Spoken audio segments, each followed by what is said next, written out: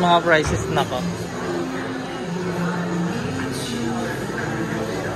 7,999.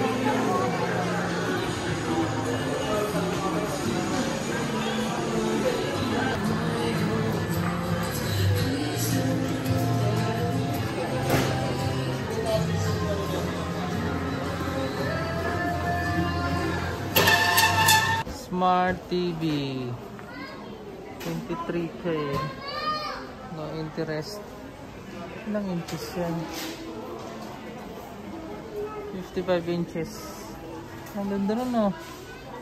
24 1699. Wow.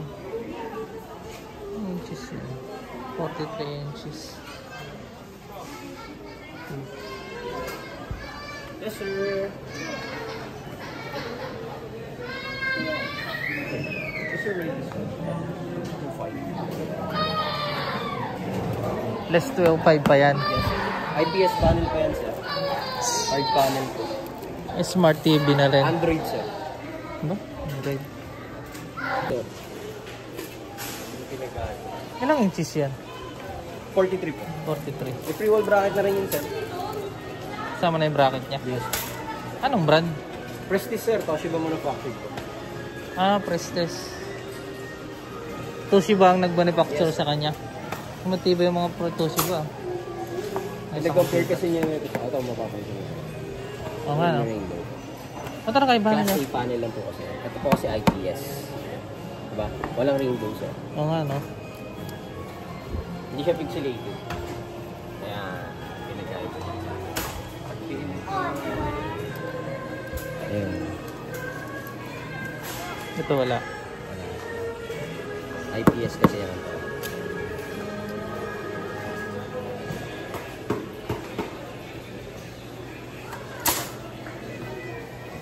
Plus minus 2.5. 15. 16.4. Yung remote niya, sensory din. Ano ba? Sensor na yung kanyang Sir. remote. Ay, ano lang sir, regular. Pero pag sa titing sa YouTube or sa mga ano, may sensor naman siya. Depende kasi ito sa sir, Prestige din. Ganun din, 11 version din. May Bluetooth tsaka ano kasi. Sa mouse point. May yan. Mouse point. Yun.